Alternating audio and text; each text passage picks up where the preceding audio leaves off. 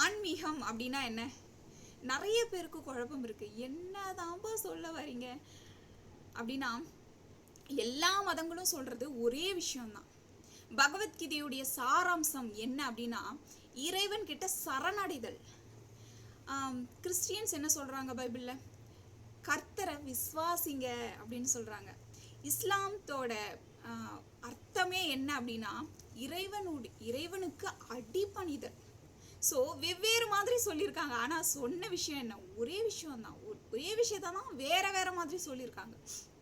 So இறைவன்கிட்ட தன்னை முழுமையாக அர்ப்பணிக்கிறது, சரண்டர் ஆகிறது, அவ்வளோதான் ஆன்மீகம். ஸோ இதை இன்னும் ஒரே வார்த்தையில் சொல்லணும் அப்படின்னா, நம்பிக்கை.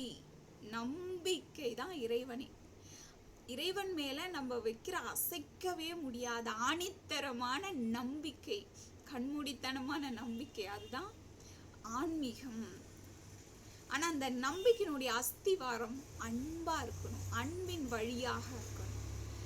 அவ்வளோதாங்க ஆன்மீகம்.